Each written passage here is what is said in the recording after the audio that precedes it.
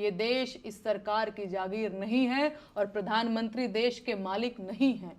मैं ये बात 1000 बार बोलूंगी, फिर चाहे इसके लिए मुझे जहर का प्याला ही क्यों न पीना पड़े। इस देश के हाकिम को पता होना चाहिए कि मैं सिकंदर लोदी से नहीं डरती हूं। सोशल मीडिया पर इन दिनों मेरा चरित्र बताने वाली पोस्ट की बाढ़ आई हुई है। सबको बताना है कि मैं कितनी ज्यादा चरित्रहीन हूं। पूरी क्रिएटिविटी के साथ कीचड़ उछाला जा रहा है।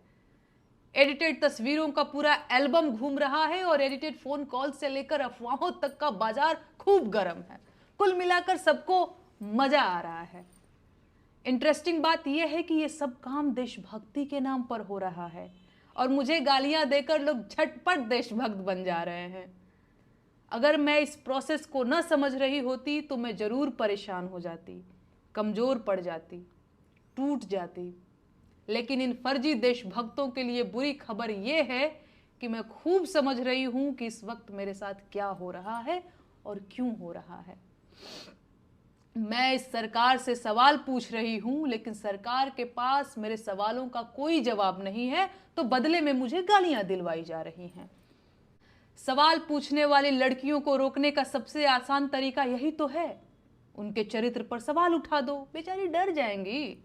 न डरें तो वैश्या बोल दो, उनके घर वाले डर जाएंगे और उन्हें चुप करा देंगे। फिर भी ना माने तो देशद्रोही और गद्दार बोल दो, FIR दर्ज करा दो, जेल का डर दिखा दो।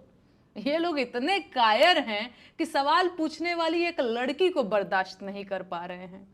पूरी IT सेल की फौज लगा रखी है। मेरा फोन नंबर तक वायरल कर दिया गया है। डेली सैकड़ों फोन कॉल्स आ रहे हैं और ये सब सिर्फ इसलिए कि मेरा हौसला टूट जाए।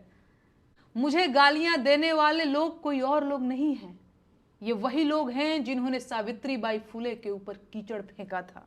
ये वही लोग हैं जिन्होंने सुकरात को जहर का प्याला देकर मार दिया था। ये वही लोग हैं जिन्होंने ब्रूनो को सच बोलने के लिए जिंदा जला दिया था। ये वही लोग हैं जिन्होंने मीराबाई राठौर को जहर देकर मारने की कोशिश की थी। ये वही लोग हैं जिन्होंने माता सीता को अग्नि परीक्षा देने के लिए मजबूर कर दिया था। ऐसे मूर्ख और धूर्त हर युग हर जमाने में हुए हैं और मैं इस परिदृश्य को बहुत कायदे से समझ रही हूं। इस जमाने के मूर्ख और धूर्त मुझे चाहे जितना अपमानित करें, प्रताड़ित करें, मैं हारने वाली नहीं हूं। वो मेरा जीवन ले सकते हैं लेकिन मेरा हौसला नहीं तोड़ सकते। सुकरात अगर जहर का प्याला न पीता तो मर चुका होता, पर सुकरात आज भी इसीलिए जिंदा है क्योंकि उसने झूठ बोलने के बदले जहर पीना स्वीकार किया।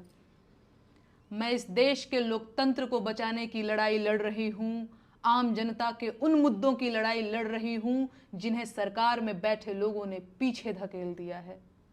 इस देश की जनता को रोजगार चाहिए सर, महंगाई से छुटकारा चाहिए, अच्छे स्कूल और अच्छे अस्पताल चाहिए, अस्पतालों में डॉक्टर और स्कूलों में शिक्षक चाहिए। आम जनता को हिंदू मुसलमान और मंदिर मस्जिद के झगड़े नहीं चाहिए।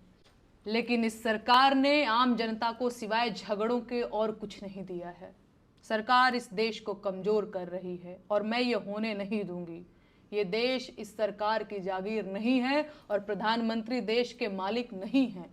मैं ये बात 1000 बार बोलूंगी, फिर चाहे इसके लिए मुझे जहर का प्याला ही क्यों न पीना पड़े। इस देश के हाकिम को पता होना चाहिए कि मैं सिकंदर लोदी से नहीं डरती हूं। बाकी इस देश के महिला आयोग से मुझे कोई शिकायत नहीं है। आपकी मजबूरी मैं समझ सकती हूँ। भाजपा के नेता महिलाओं पर जिस मुखरता से बयान दे रहे हैं उसे देखकर मैं आपकी हालत का अंदाजा लगा पा रही हूँ। तो आप लोग अपना ख्याल रखिए। नमस्ते जीत जी।